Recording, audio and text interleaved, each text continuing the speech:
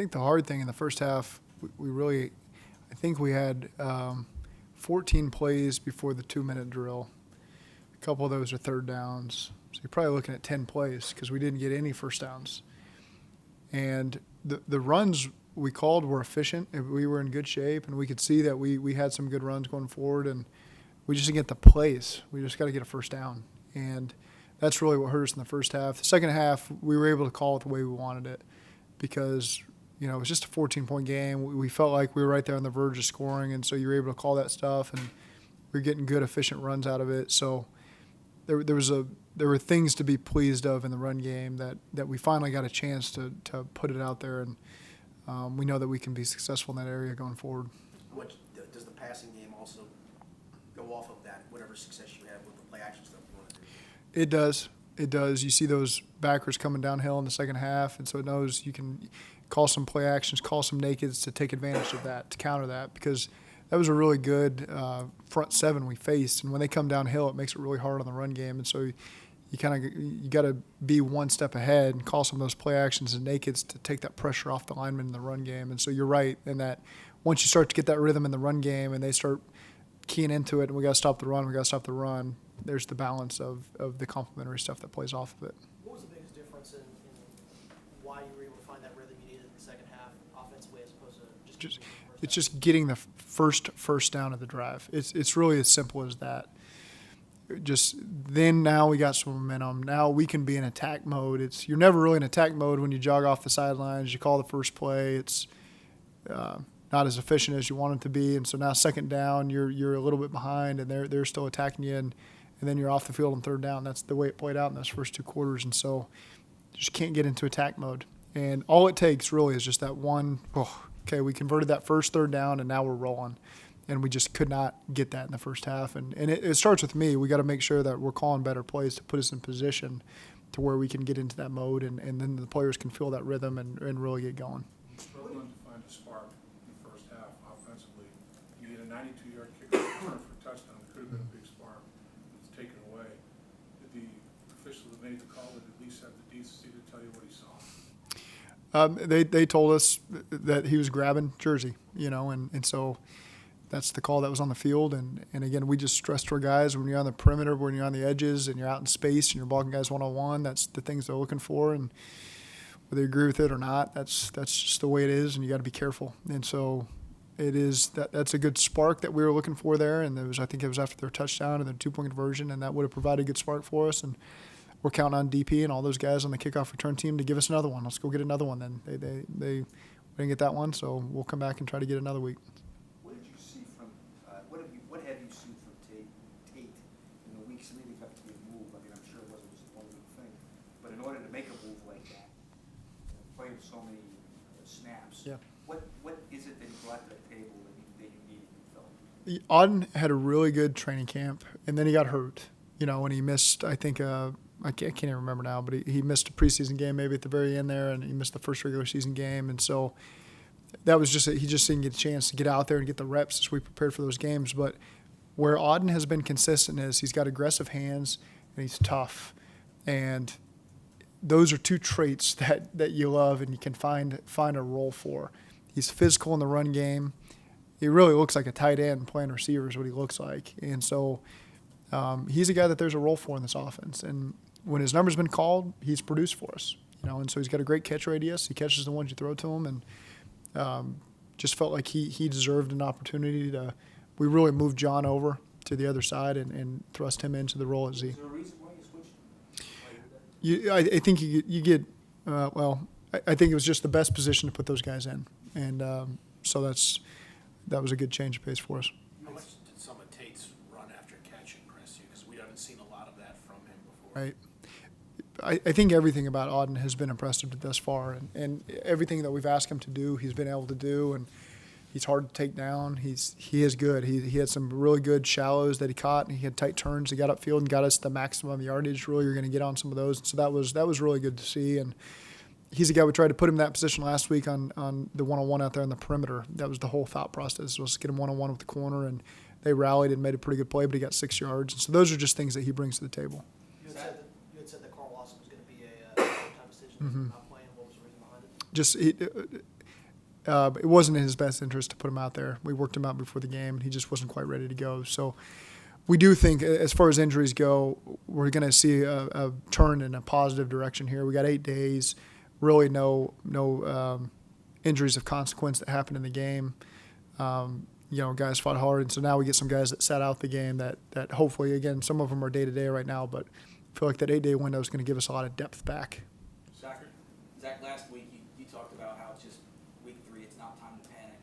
That's kind of a tough question to answer, but when you are winless, when is it time to panic? Winning is a lot more fun. There's no question about that. But it's you get a chance. You lose a road game like that, and you sit on the bus for an hour going to the airport, and then you're on the plane for an hour, and then you're back on the bus for another. So you get a lot of time to sit there and think. And there's moments where you want to think, why aren't we getting it done? In all areas. And then you wake up in the morning, and it's just we're excited again. Like there's no increased sense of urgency. I wouldn't say that, because there's so much urgency in this building. There's so much still excitement amongst the players and the coaching staff. And I mean, I really can't tell you. I came in to work fired up. We're playing Pittsburgh Monday Night Football.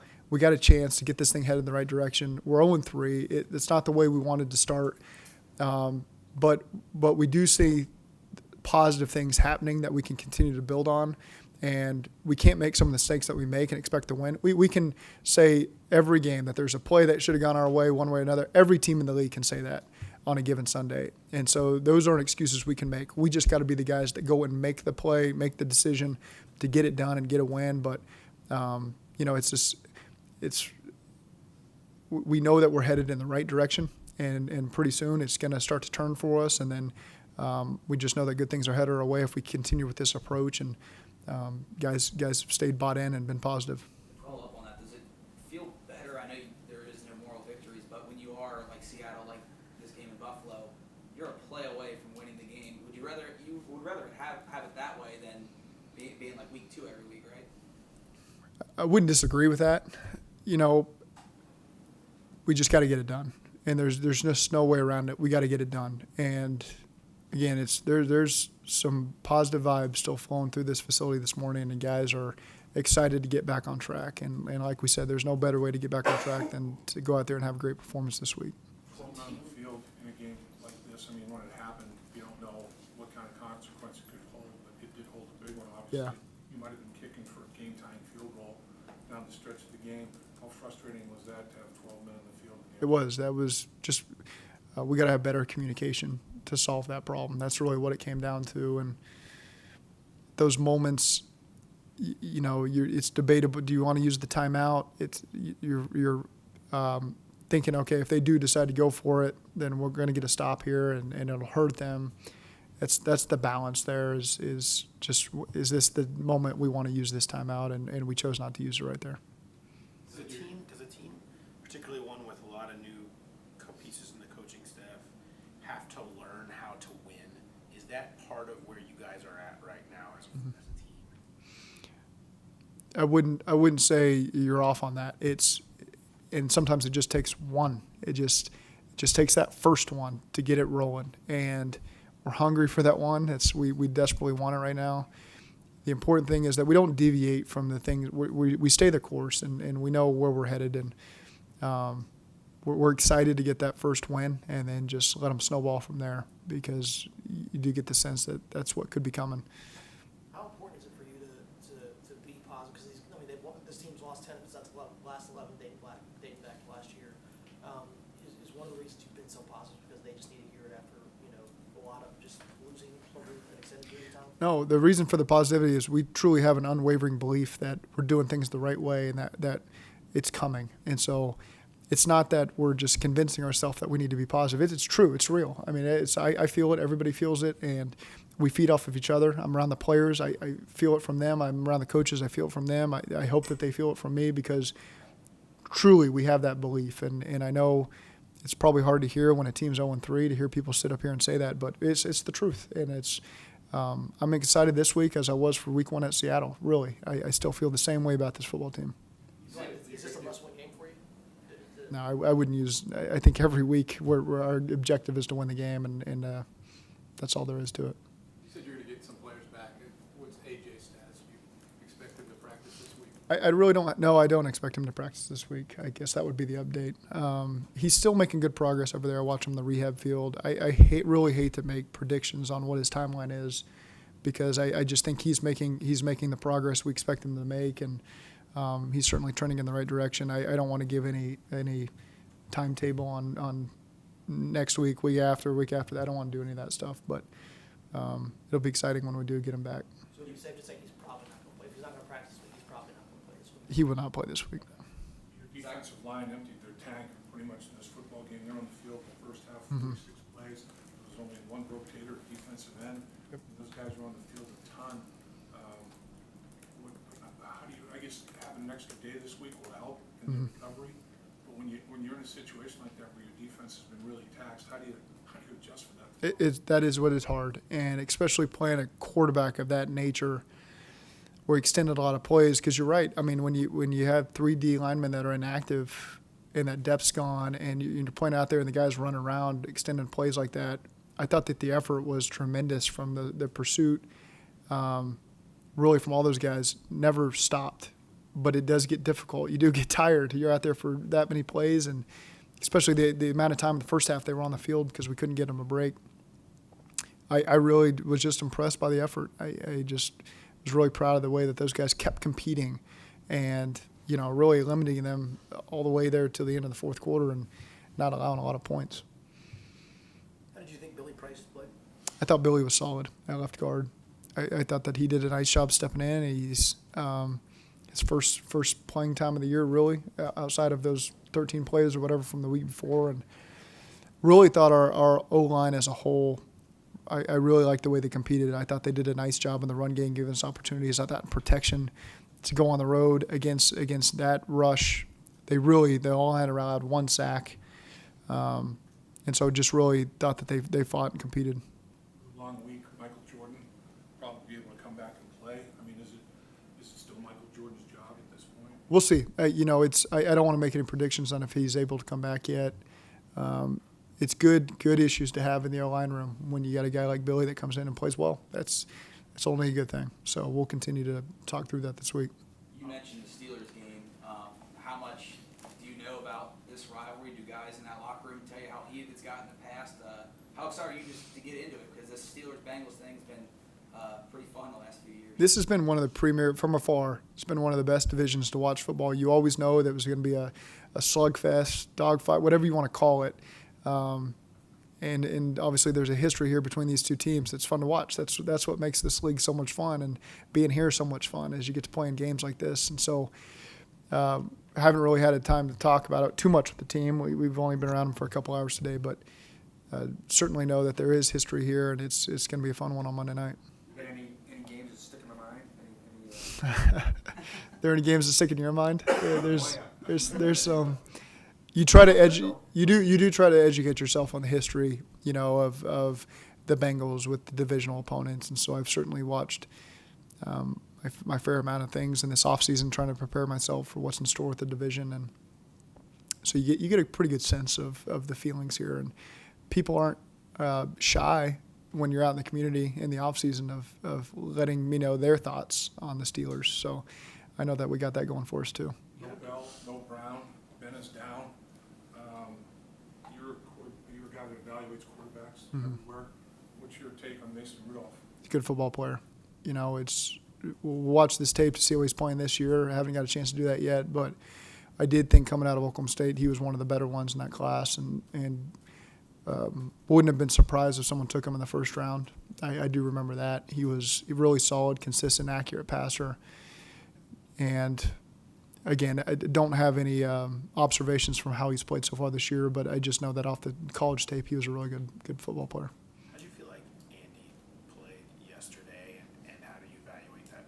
Obviously, the last play on that final drive. Well, ultimately, there in the last drive, he put us in position to be in a good spot. He drove us down the field in a really tough. I mean, the communication there was not easy, to say the least. He could barely hear anything I'm saying, so he's really piecing things together and getting everybody lined up right, and doing a good job getting out of his hands and moving us down there. And so there's obviously plays he'd like to have back, as the whole unit would. Trust me, there's several play calls I want back. I did not put us in a good position. So he, like all of us, are accountable for the mistakes that we made and the good things that we did. He put us in contention to win the game there at the end, and it's a throw that he'd like to have back there at the end.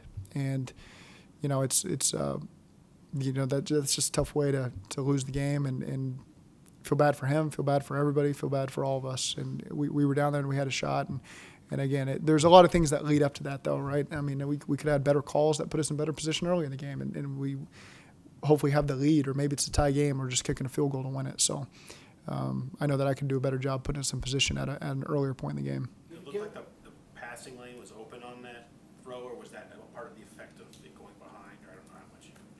Yeah, it was a decent look for us to get in there, and yeah, it was a decent look. Given where both y'all and the Steelers are in the struggles against them recently, what kind of turning point could it be if y'all were able to pull out this win on the road there? I think anytime you win a divisional game, it's a huge boost. You win on the road, huge boost. And again, we just want to get on that side of the tracks here and get a win. So there's a lot of positive things that come from this game. And again, we got to have a great week of preparation, because I know they're saying the same things in their locker room and their press conference, and they want to get back on track too. So which team is going to be more focused and detailed and make the plays that are critical? It's these games come down to guys really being on top of their stuff, and so we'll be prepared and ready to roll. One or two more, please. You mentioned the fans letting you know about the Steelers and being vocal about that. What's the best thing you've heard? Just that you better beat the Steelers. That's they're pretty frank about it, and that's exciting. You want passionate fans. You want people that are invested in it, and so you want to make them happy. You want to give them something to cheer for. Zach, you have hammered the idea of positivity throughout the building, even during 3 weeks without a win. I'm sure you had a vision of what you thought this might look like, what you hoped it would look like after 3 weeks. Has it been hard for you to maintain that? Do you have to force yourself to maintain positivity? Because anybody naturally starting a job, if it doesn't go well, starts to second guess themselves a little bit. It has not been hard. Probably easier than people realize, just because, again, there is that unwavering belief in what we're doing and the approach that the players are taking, and it will pay off. We know that, and it hasn't. You can't see it in the win-loss column yet, but we're confident that it's coming, and so it's not hard to keep the positivity, because we're excited to be here today. I'm excited to get to work on the next opponent, and don't feel sorry for ourselves, because nobody else does. Nobody should. We got to go out there and take what's ours, and we got to earn it. And I know that the guys are excited to prove that we can get it done. Defense, last one, please. Played pretty well on the road, both games, but it comes down to like a play like in Seattle. It was 3rd and 1, 21-yard run, squirts out at the end of the football game. In this game, Knox hits the 49-yard, pass at a very inopportune time. What's the lesson, I guess, that, defensively, obviously everybody, has to do what they have to do. It's one guy breaking down that kills you at inopportune times.